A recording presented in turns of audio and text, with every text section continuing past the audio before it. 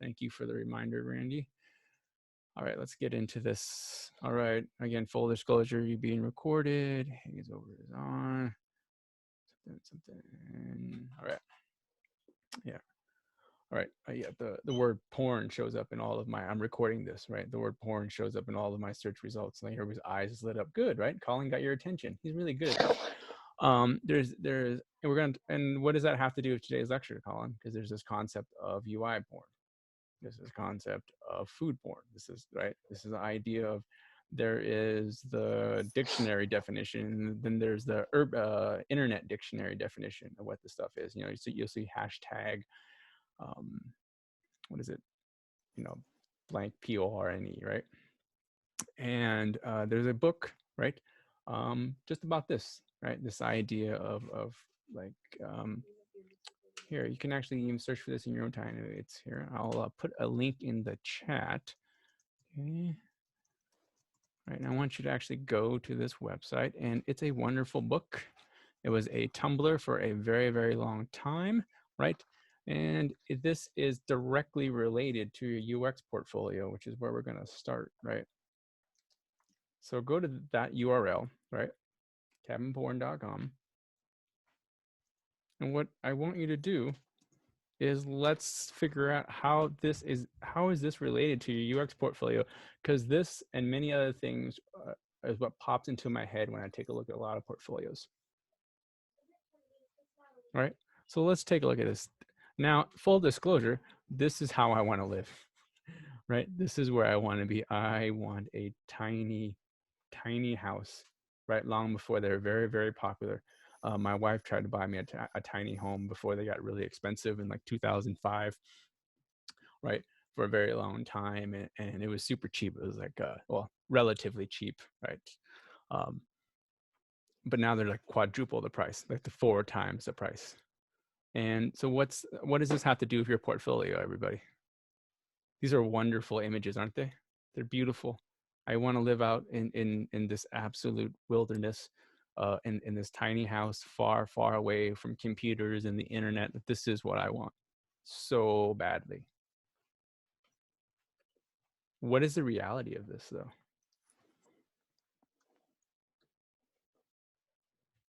Getting food, right? Weather, animals, right? Security, Wi-Fi, right? All those Maslow's hierarchy of needs, correct? The entire Maslow's hierarchy of needs. I have to have all those needs satisfied, right? Food, I gotta learn to start. Oh, I already know how to pickle. You know, I gotta learn how to self-sustain, because so these pictures are great. And this is what I think about when I take a look at your UX portfolios. Man, that is beautiful. I would hate to use that app. Right. And anytime I get on Dribbble or on, like, someone links out, like, look at this awesome UI design, I'm like, my hands hurt just even thinking about using that, right? My wrists, my RSI would hurt trying to use your multi-touch gesture app. And this is what Brett Victor is talking about. And this is what comes to mind when we take a look at your portfolios. All right, so I'm gonna share my screen and we're gonna take a look at this. Yeah. The other thing that comes to mind when I begin talking about this stuff is this wonderful video right here. Okay. All right, I'm gonna play a little bit of this and see if we get any audio. Okay. And then if we don't, I'm just gonna just put it into the chat and you can watch this on your own time.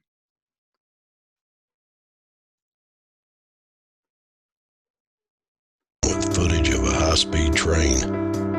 Do you guys hear audio? Yeah. It's really loud on my end. Yeah, it's loud. Yeah, it's loud. it is really loud. All right, let me turn it. Professional practice. It was too low. I do love this video though. All right. Oh, good. So, anybody other than has anybody else seen this video?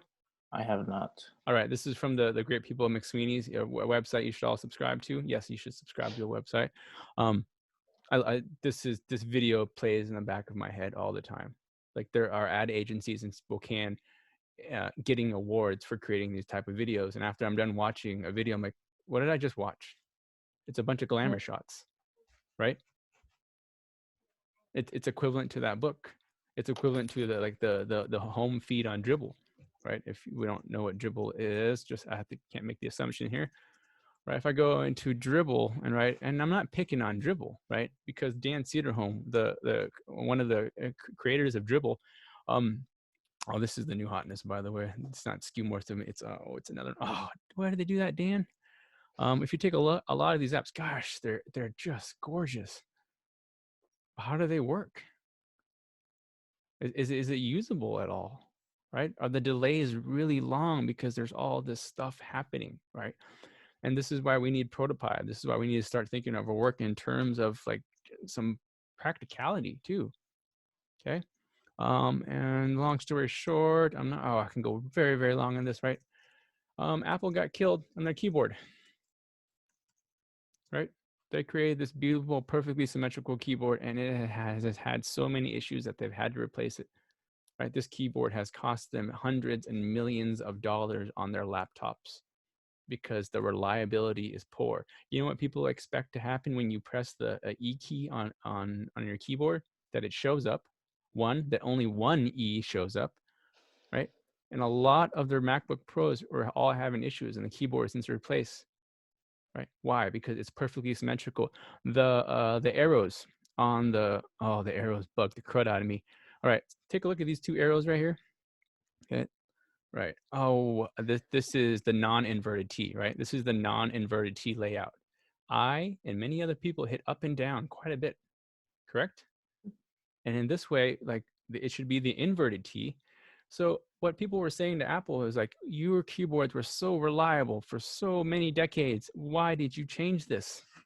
Why? Right? Or if you zoom in, so here's the inverted T. Can everybody see my cursor there? Right.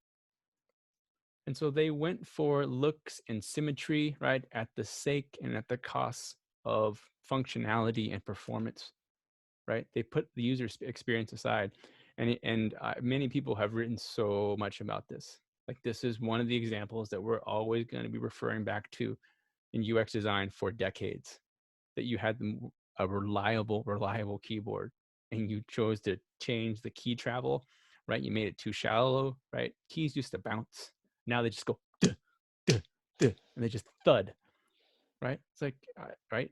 Why? Now people are typing slower and they're making more mistakes. So I can go on and on about the keyboard. I can go on and on about the Dribbble homepage. Dribbble isn't bad, right? What's bad is looking at these designs and going, they're awesome, they're perfect. They're not, because we can't try them out, right? It's a picture. It's like a cabin in the woods, right? That looks wonderful until you're the person that has to hike. I mean, look at this fire pit here. How is that wood going to get there? You ever? I've had to carry firewood very long distances, right? I got a guy up at Deer Park who used to deliver firewood to me. Splitting wood is a pain in the butt. So, Believe Colin, me. I have a question for like a keyboard example, since like Apple's like a big company, and then they decided to make this change where like they want people to not necessarily use them, but like the way they change their guides. But and when is it where like someone does something in industry where it starts to change people's behavior, like even though it's not the best way to do it, it's like the newer way to do it, and they just stick to it?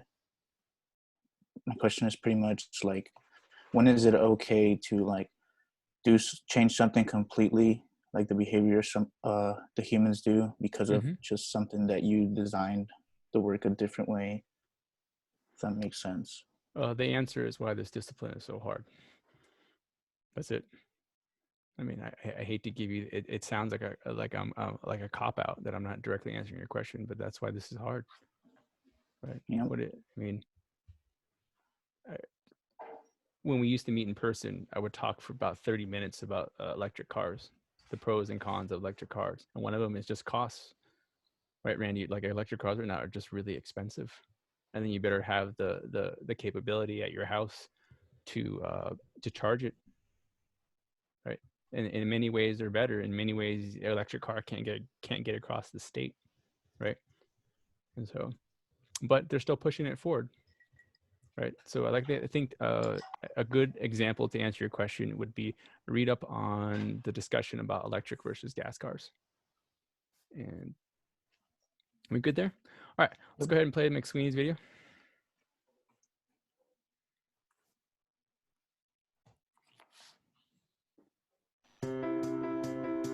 We think first of vague words that are synonyms for progress and pair them with footage of a high-speed train. Science is doing lots of stuff that may or may not have anything to do with us. See how this guy in a lab coat holds up a beaker? That means we do research. Here's a picture of DNA. There are a shitload of people in the world, especially in India. See how we're part of the global economy? Look at those farmers in China. But we also do business in the USA, or want you to think we do. Check out this wind energy thing in Indiana, and this blue-collar guy with dirt on his face. Also, we care about the environment, loosely. Here's some powerful rushing water and people planting trees. Our policies could be related to these panoramic views of Costa Rica.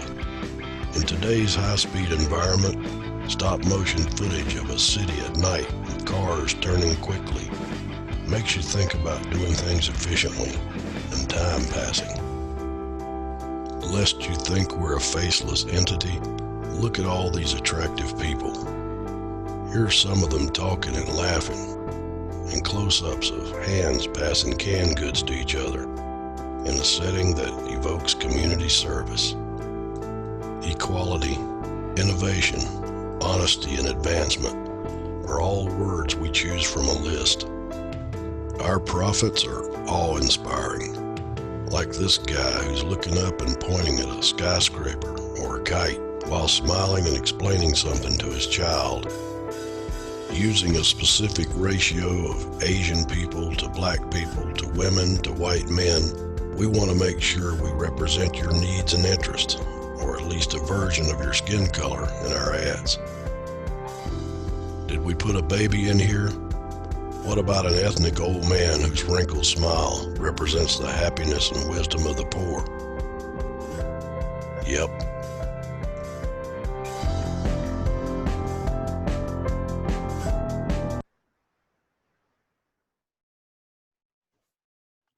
This is what goes through my head in every portfolio review. Colin, look at this person's portfolio. So this leads into our daily engagement. Okay, I'll show you some more examples here in just a little bit. This is why, right, you're following this template. I want you to be able to actually answer, why on earth does this even exist? Right, this week is about our projects, and one of our projects is our portfolio. The other one was is Silverback Learning, and right. And Randy, you can take your questions and apply it to Silverback, right? I mean, I spoke with the owner of Silverback, and what if we got him on a call and said, he's like, this is all well and good, your students are talented, your students are great, this is a good opportunity for them, but why am I doing this?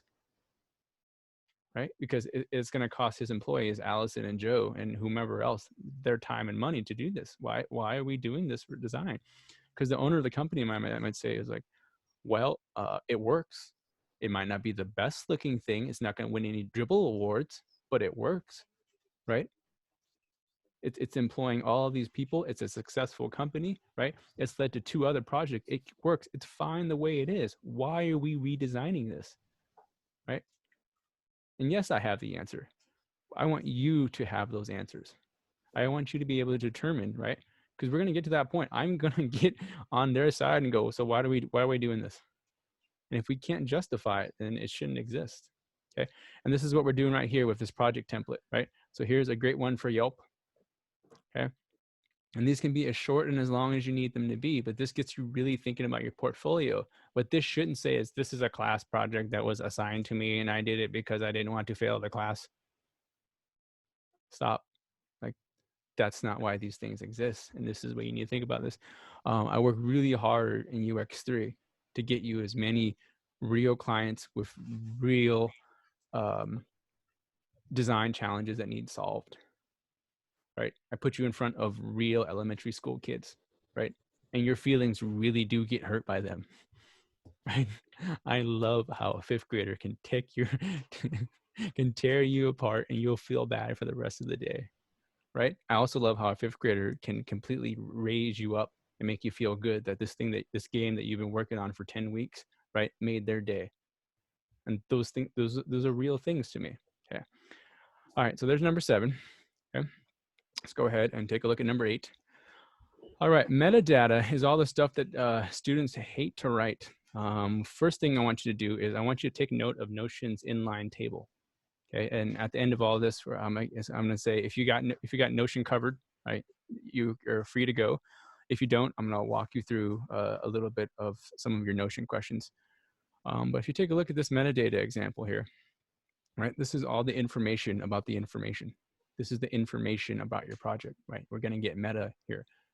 Okay, so just like we talk about the work, right? This is the information about the actual project.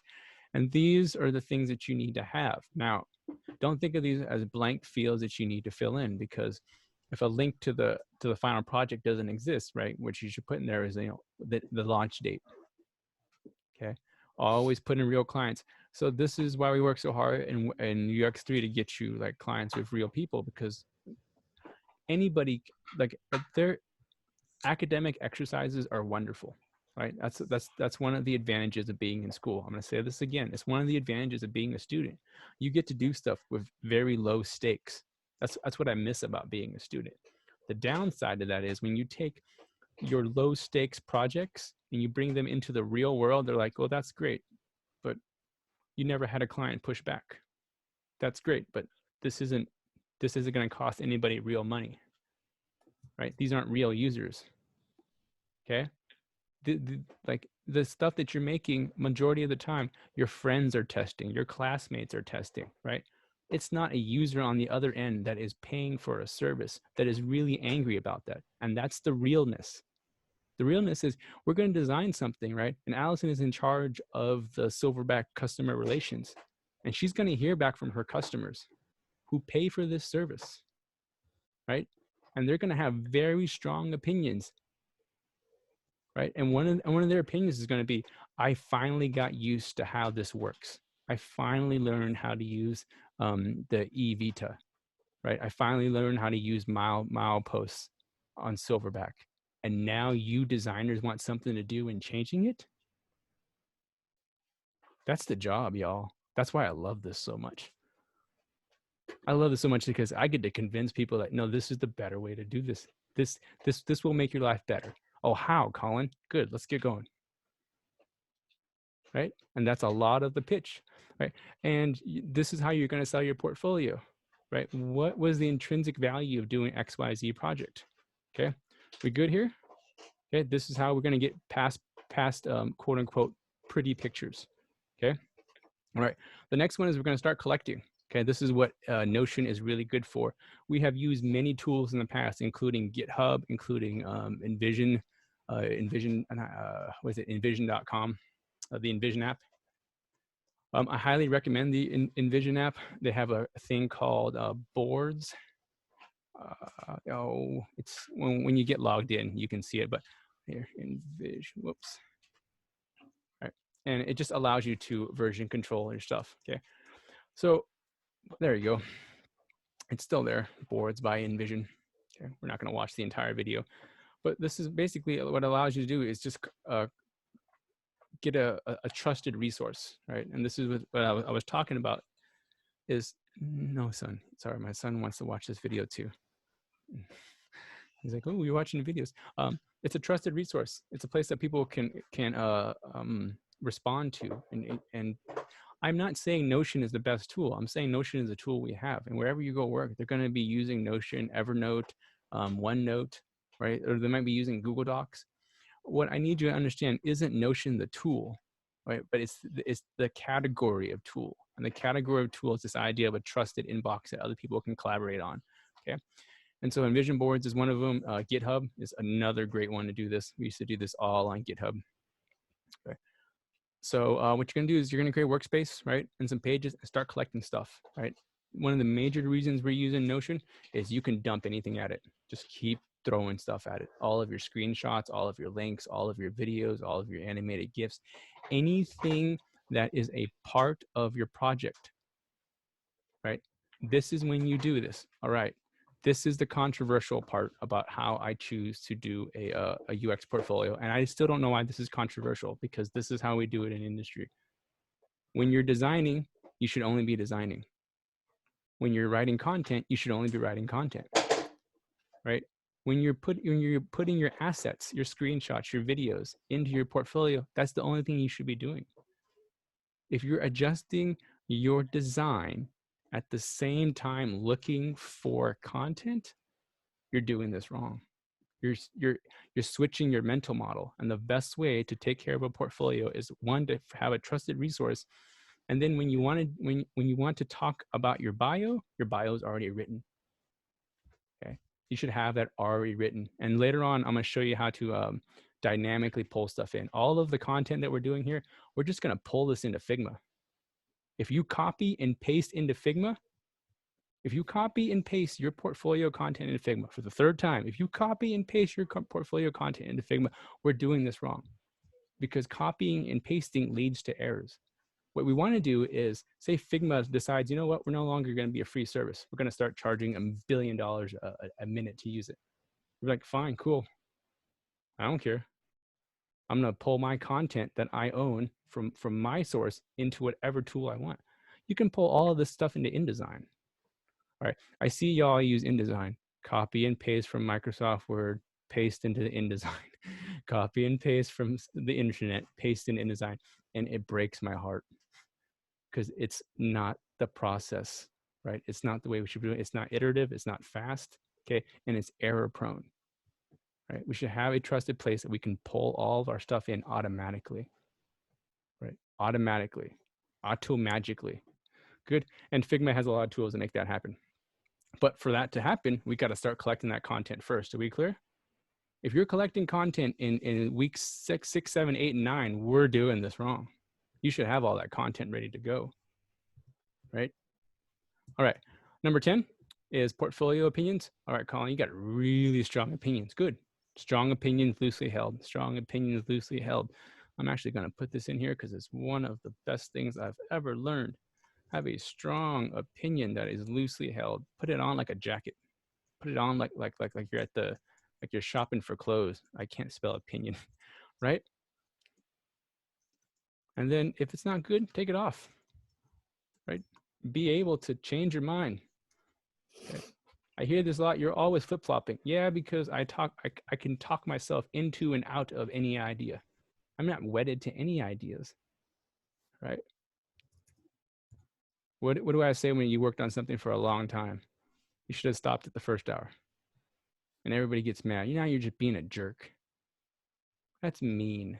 No, I value your time. You got too wedded to an idea and you won't let it go. Drop, right? And so, but this is the same reason why we're working slowly on this. Your good ideas need time to incubate and get better. Good ideas need time to incubate and get better. And that's why we're thinking about this now, right? The meeting with Silverback, you all had a lot of great ideas that are floating around in your head. I need you to give yourself enough time for those ideas to get better and for the bad ideas to go away. Okay, that's the process. All right, so all you're going to do is go to this, I pulled this Twitter thread. This was a really good one. I'm not gonna butcher her name, right? But she's the UX lead at Google. Right, one of the many UXers. Right, got one living up the street from me, by the way. I've been trying to get her to lecture in our class, and she says no. She's been saying no to me for. I'm like, come on! I've known you for over a decade. You won't come lecture my class. Long story short, she's like, I'm retired from this line of work. She does not want to do this anymore. Right? It can be a tough line of work. At the same time, what's nice about working at a company like Google, your design decisions affect hundreds of millions of people. And I think that's awesome. For as much as I dislike Facebook, right? Gosh, I would love to have what I make be seen by hundreds and millions of people. That's really cool. Yeah. So go ahead and read through this thread, and all you're going to write about it is what do you agree with, why, what do you disagree with, and why. Right. The number one question is how many projects to put in. Okay. I should have a boilerplate answer to this, right? But my answer is kind of rude, right? Like, I don't know, leave me alone, right? That's really the answer. You can get away with one project, but one project has many subcomponents. And what you want to do is talk a lot about those subcomponents. All right. So before we move on, any questions on the daily engagements? Other than their content, not how to use them. Okay. All right. Throw up a reaction G. Reaction emoji. We need to combine the words reaction and emoji and put them together. Someone figure that out. Okay. Let's talk about this. All right. Other things that I've seen, other things that pop into my head. These are just kind of fun. I'll post a link to these. These are all pulled from Amazon or any other ads. Okay. As a, maybe this is TMI, but I live with a bather, and they don't bathe like this. Real people don't bathe like this. I'm not a bath taker. Show of hands if anyone's a bath taker, right? I'll take a bath if I feel depressed Right. every once in a while. I'm not a bath taker at all. But all right, so all you bath takers, take a look at this. Is this how we take a bath? Is this how you take a bath? It would be nice on vacation, maybe. I'm sorry, what was that? Who has wine and a latte? Yeah. That'd be, that's the way to go. I take a bath. All right, there you go. My son takes a bath. Right. Not All right. wine. Rhiannon, go ahead. I was just saying, why not 2 glasses of wine while you're at it? Yeah, look at this one right here by Sarah and Sue. I would just be concerned about that tech falling into the water or the soap getting on it, or I don't. Yeah. Oh my goodness. Those grapes, they have a whole meal. Look at this. Might as well just throw a toaster on there. She has an iPad and 2 phones. I'd bathe just for those snacks. Those look good. Yeah. So I want this, right? But this is no different than our cabin. This is no different than the Dribbble homepage. But here's the thing, designers, you put this here. Right? Someone who has good image compositing skills, that has taken 216 and went to Photoshop. I'm gonna composite this image together, right? And then some design directors got together and go, you know what? Yeah, that's the ad we should run. Run it. These are all decisions made by people. But you know what? What's upsetting to me is these are our people, right? This is what people think we do, right? And I want to make sure that we understand that, right? So there's a link to that. The other one here is Peloton ads. This was a Twitter thread. I love this. This guy did what I wish I could have done. Look, right, Peloton, really popular right now. Not going to get into it. Right? There's people obsessed with Peloton. Good, bad, indifferent, don't care. Yeah. What I do care about though is, right, where's my favorite one here? Sometimes I let the nanny ride my Peloton, but in the solarium is my space, so she can ride in the garage when she's disciplining my children. Right? That's what's happening in this ad right here. I just love the actual bike on the wall in that one. Oh yeah. Oh, I never even noticed that. Yeah. All right, so you can go through and take a look at this your own time. While there are Pelotons in front of this yacht window. Okay. All right, here is a multi-million-dollar view, and a Peloton is in front of it. The designer put that there, right? And this is what I don't want you to. This is what I don't want for your portfolio, and this is why on day one we Googled for, attractive people with thick rimmed glasses, because that was the trendy thing at the time, right? I haven't. What's trendy in UX portfolios right now? Oh, animation stuff, just stuff like moving, right? Anything that causes nausea is really popular right now. All right, so we have that. Let's go ahead and go through again, full disclosure. This is the old slides from the old site, but they do apply to our class. Can you still see my screen? Yeah. All right.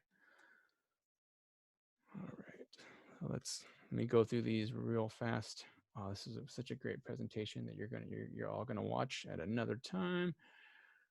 All right, your UX portfolio, right? It's got to be more than screenshots. We're gonna go through this kind of fast here. All right, domain name is optional. You should have one. If you have one from Web 1 or Web 2, you can go ahead and redirect that, right? If you go to Manikoff.com, it is a wonderfully glorious website. It's the best looking website you've ever seen. But none of my clients go to that, or none of my potential clients go to it. Everyone gets a subdomain. So they'll get, companyx.manikoff.com, company.y.manikoff.com. And everyone gets their own custom domain, going to their own custom stuff. Refer to these chapters in your textbook, right? I can't stress this chapter enough, right? Principles over process, right? Really who you are and what you're trying to do. This is what we're doing right now with our project, right? You're just collecting all of this stuff. Don't give me a random screenshot that I have to take a look at and try to decipher what is happening in there. I can guess. I don't want to be wrong.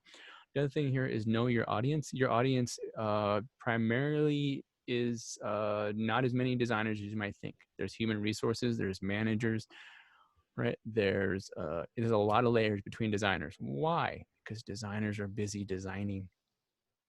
Or they have non-designers looking at the stuff first, right? And they're looking like, well, did they get our company name right? Did they spell their name right? Right? Should we pass this on to a design team? Okay. All right, so there's domain name. I just talked about that. Extremely useful. Again, domain name optional, domain name optional, domain name optional. All right, biography, we've done that, right? We've written that. We got our 150 words, right? Here's my old one, right? Here's one that when I do artwork, right? This is the one I submit. No one wants to read this one. No art gallery wants to see this one. Why are you talking about HTML, CSS, and JavaScript, right? Right. Know your audience. Have one for each audience. Okay. All right, collection of work. Okay, we're working on our metadata and images. Later on, we're going to talk about case studies. Okay, we got I call them case studies. What did Silverback call them? They were use cases, right? Similar thing, right? They call them use cases. Okay. We have our bio, and we'll talk about our prototypes later on. Okay. But our prototypes are going to be in ProtoPie. Okay, so this is kind of just a broad overview of this. The design, you think this is where it starts. It does not. It does not. This is what I'm holding back on. Okay. The short version of this, when we get into this, is you're going to apply the atomic design to your portfolio. This is a page straight out of your textbook. Okay. Do not sit down in Figma on a blank screen for the millionth time and start designing. Break it out. Okay. There are things that are repeating. So just like Silverback, if you're looking at Silverback as one tab after another tab, we're doing this the hard way. What you're trying to figure out is between all of the tabs in Silverback, what are the patterns? And we're designing for those patterns.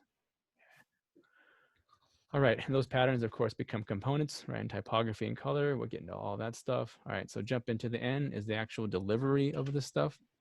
Okay, all right, someone says, hey, where's your work? Don't go, I'll get it to you. No, like have one that could be your domain name, right? This could be a PDF that you already have ready to go. Okay. For this class, I want to make sure that it can print. So I'm going to have you do 17 by 11 or 11 by 17 landscape, right? That way it'll print out nice. Okay. We're going to have the electronic version. We're going to have the print version, right? For this class, you're just going to have a PDF ready to print. You don't actually have to print it out. Okay. All right, this gets us ahead. We'll talk about some past student examples here in just a little bit, even Megs. Okay. Again, why on earth are we doing all this? Because we want to own your content. If you put this behind Instagram, right? Because not everybody has an Instagram. I dislike it when people send me to their Instagram portfolio because I don't have an Instagram account. And then that little pop-up says, to see the rest of this Instagram account, you must log in. I'm like, I just want to take a look at your work, right? Or you put it behind Behance, right? And Behance is fine, but you don't really own it. You're borrowing Behance space. I want you to own your space. I also want you to control how you present your work, control how you present your work, control how you present your work. Okay. If we put it on other people's platform, we have less control. Okay. All right. The work will not sell itself. We're going to get down to this and the actual sell part. We're going to talk about this. How do you actually pitch this thing? if you walk into a room and say, here's my URL, or worse yet, walk into a room, drop your portfolio and go, give me a job for lots of money.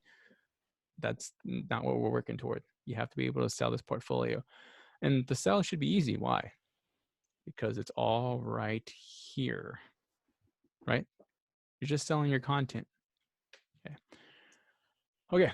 So there's that. There's daily engagement. Okay. Okay. On your course website, you can go ahead and take a look at that. Let's see here, are some student examples. So I'm going to swap the screen sharing here. We're running a little bit long. So I'm going to only take a look at one of these. There's our, let's see here. Let's start with Meg's. She's not going to like this. All right. I tell her today, take a look at your portfolio. And she's like, oh, why are we still looking at that?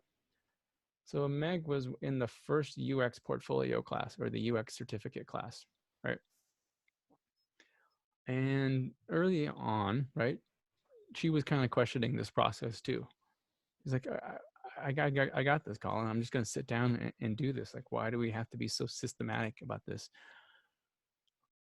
And I wasn't worried about her design. I wasn't worried about her content. I wasn't worried about her writing. I wasn't worried about the story. I wasn't worried about how it was going to be communicated. And I told her all that. And I go, I'm not worried about all that stuff for you. She goes, then what are you worried about? I go, I'm worried about how you're going to be able to update this in the future. And that's where we're ending the lecture on this, is this stuff should be easy to update.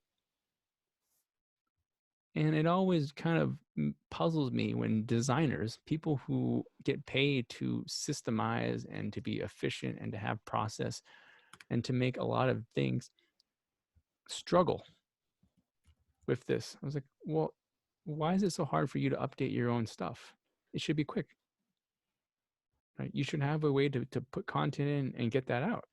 And that's really kind of what sold it, right? And it's not making the PDF, right? It's how to make the PDF, right? So again, here's front page, here's that bio, here's that contact, okay? Here's all of the metadata, right? Here's the title of the project. Here's a short description, okay? That's that, what is it? What are we calling it? Well, card number 7, I'm drawing a blank. The big one here though is you can view the prototype, right? And there's 2 ways to take a look at the prototype. And that's kind of the big takeaway from all of this, is even for our games, there was a video linking out to the children playing with the games, because you can take all the pictures you want in the world, right? But a video, well, I'm not saying put a video on every single project that you have. I'm saying, would video better communicate this particular project? Is everybody getting that part? Right? Like, what medium is going to be best to communicate your project? Okay. And we're just going to go over one, just over Meg's. I like this problem right here, right? This part right here, where she addresses the problem, right? And then does this little like pro and con. I really like this. Get away from the generic tables here. I'm going to bring up this example right here. Okay. Oh, this is what happens when you can't screen share. Oh, here we go. This is, I'm going to pick on this person. Sorry, Milan Chaboda. All right, so I'm going to pick on this designer right here. First, I butchered their name, and I'm very sorry about that. Okay, this is what I want you to avoid. All right, can everybody see this designer's work?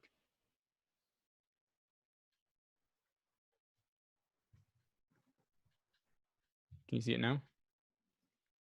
Yes. All right, so here's this, thank you. Here's this freelance graphic designer, but under the skills section, what do those dots mean?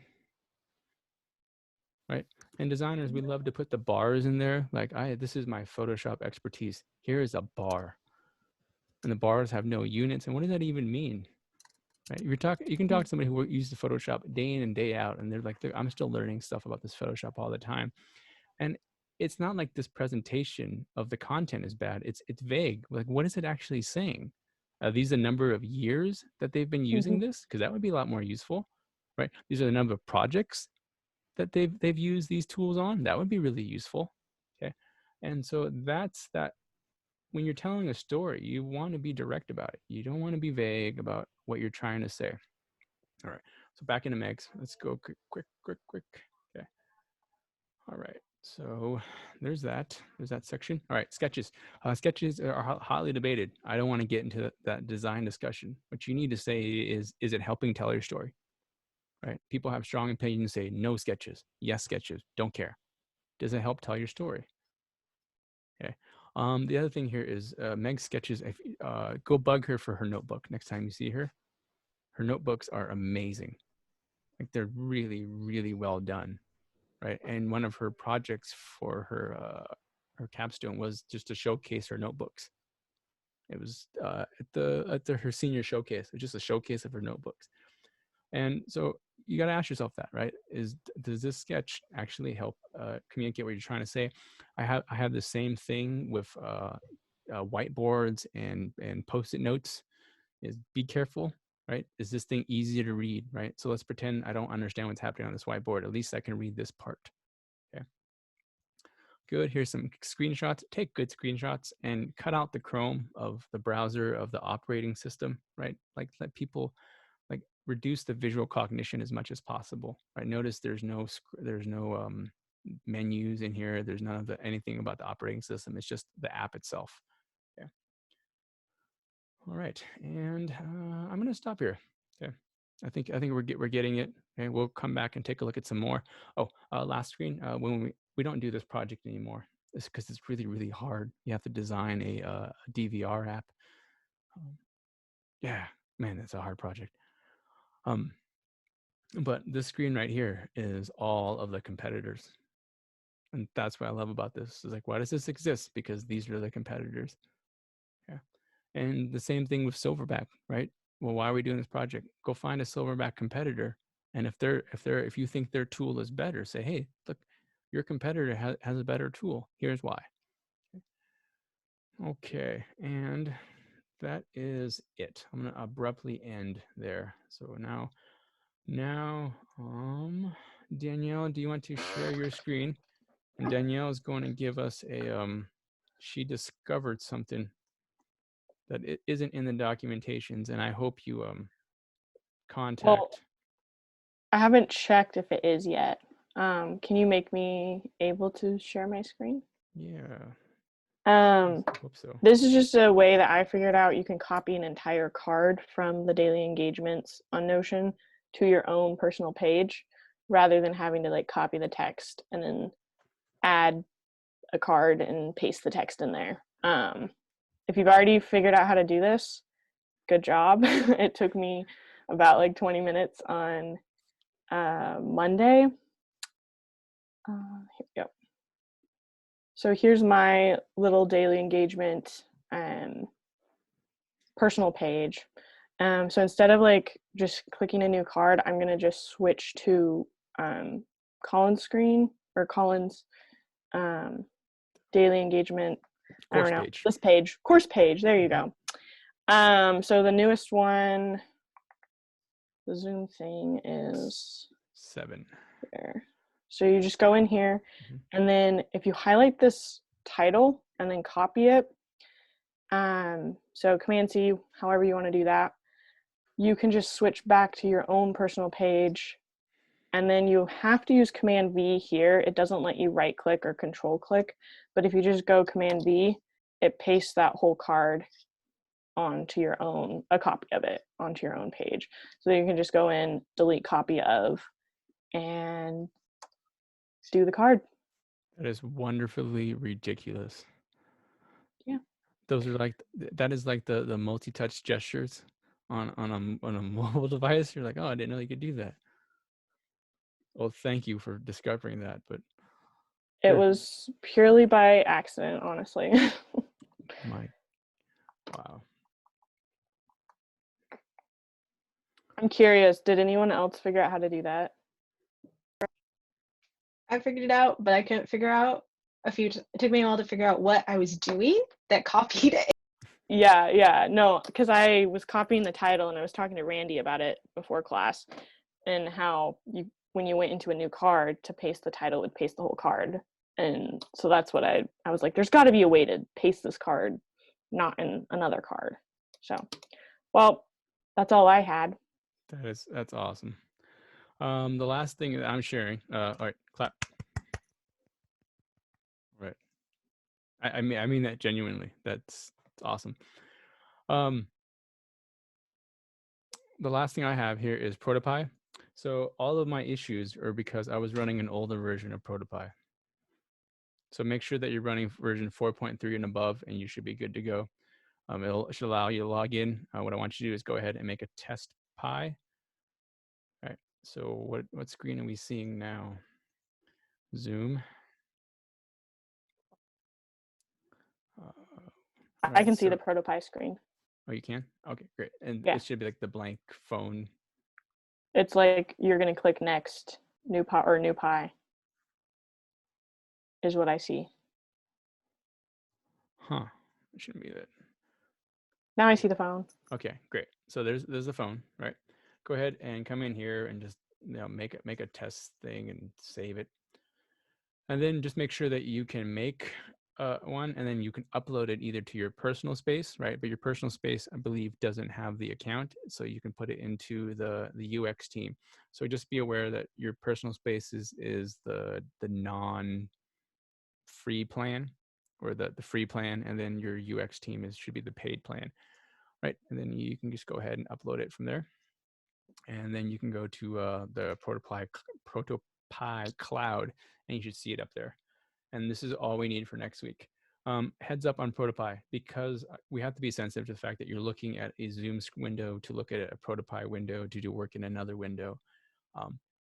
Next week isn't going to be about like, watch me point and click here, right? That's what the